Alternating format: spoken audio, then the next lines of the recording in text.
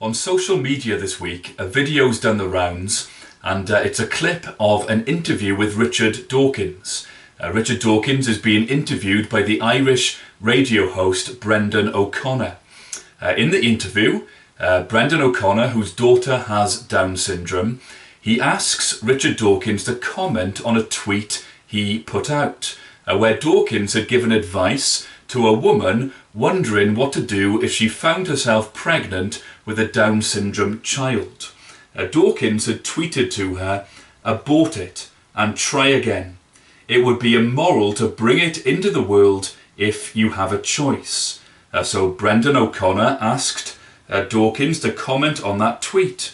Dawkins said this, "Leave out the immoral. That's putting it a bit strongly. Let's say rather that it would be wise and sensible to opt for an abortion, since the amount of suffering in the world probably does not go down, it probably does go up, compared to having another child who doesn't have Down syndrome." And now remember, Richard Dawkins is a scientist, and as a scientist, he is a man who always looks for evidence. But when Brendan O'Connor asked him for the evidence, Dawkins had none. Brendan O'Connor says to Dawkins, "What I'm interested to know is how do you know that it increases the amount of suffering in the world to bring a child with Down syndrome into it?" What's Dawkins' reply? "I don't know it for certain. It seems to me to be plausible. You probably would increase the amount of happiness in the world more by having another child instead."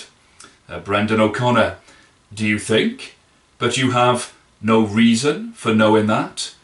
Dawkins, the man of science to whom evidence is so important, concedes, "I have no direct evidence. It just seems plausible." Brendan O'Connor then points out what perhaps a lot of people are thinking. "Just, you're such a scientific, logical person that I thought that you could possibly have some logical backup to it." He asks Dawkins, "Do you know anyone with Down syndrome?" Dawkins replies, "Not intimately, no."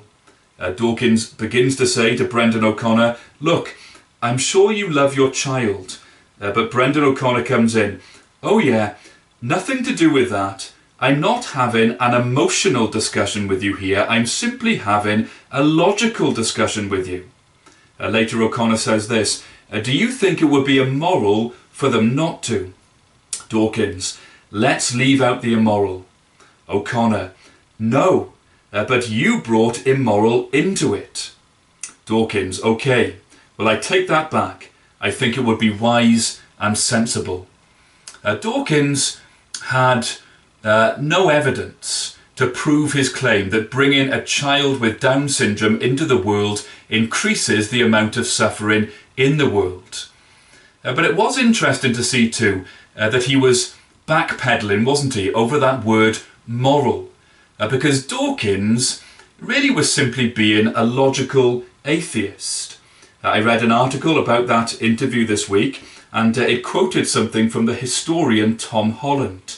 Tom Holland wrote this, "As Nietzsche long ago recognized, when one gives up the Christian faith, one pulls the right to Christian morality out from under one's feet."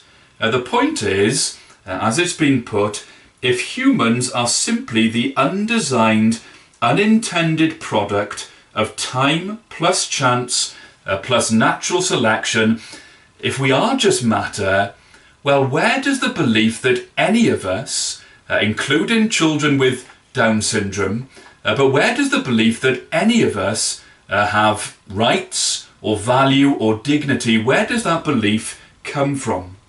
I read someone this week who asked the question, can the Mona Lisa be reduced to the chemical constituents from which its paint is made? Or can the plays of Shakespeare be reduced to merely the individual letters with which they are written? In the same way, are human beings just a bunch of chemicals and material parts? What gives us value and worth? We recognize, we know the value of human life. Well, the Bible teaches that human beings are the very pinnacle of God's creation, and therefore all life is sacred. So sacred, in fact, that God gave his Son, the Lord Jesus Christ, to die on the cross for the sin and guilt of his people, so that all who trust in him will never die, but instead know life with him forever.